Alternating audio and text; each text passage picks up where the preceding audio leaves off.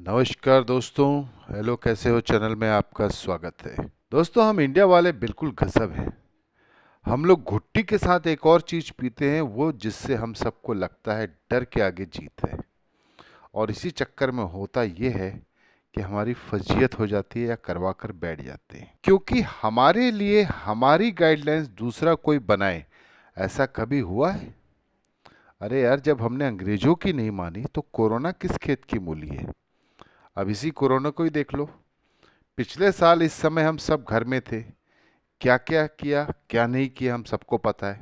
इसकी चर्चा नहीं, हम उस बात की चर्चा करते हैं जो हम सब करते हैं। वो है सरकार की गाइडलाइन जो कोरोना के बारे में है कि घर में मेहमान को ना बुलाएं, घर का सामान किसी और से मंगाएं, ऑफिस, स्कूल या सार्वजनिक जगहों पर अगर आप जाते हैं तो 2 गज की दूरी रखें, मास्क पहने। अगर आप और भी लोगों के साथ रह रहे हैं तो ज़्यादा सतर्कता बरतें, अलग कमरे में रहें, कॉमन किचन या कॉमन बाथरूम लगातार साफ करें, वगैरह वगैरह।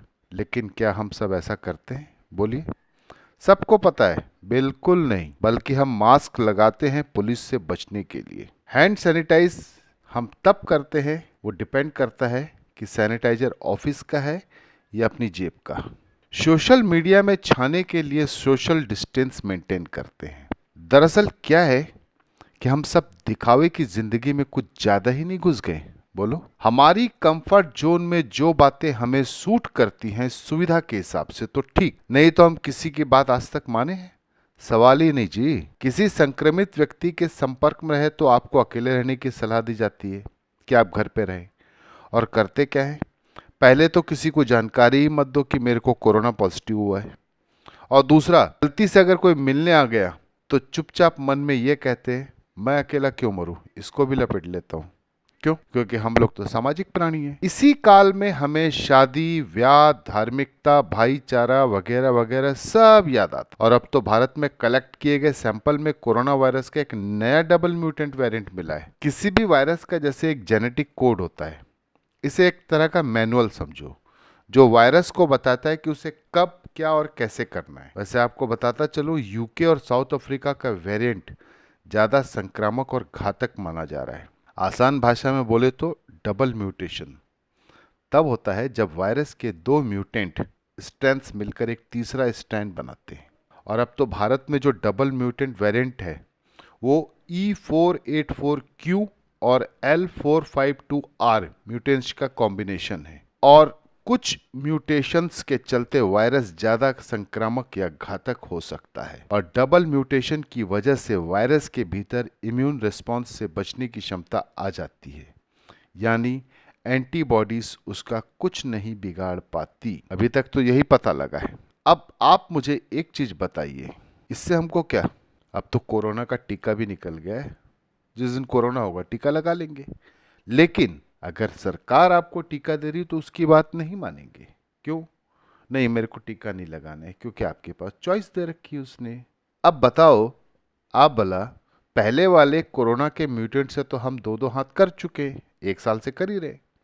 अब ये जो नया आ गया, इसकी क्या मजाल जो टिक जाए हमारे सामने? क्यों? सही कहा ना। दरअसल क्या है, हम भारतीय खतरों के खिलाड़ी जन्मजात होते हैं। जहां और जो मना है वो हमने करना है। क्यों? क्योंकि हम सबको लगता है हमारे चाचा तो विधायक हैं, कौन कुछ कर सकता है।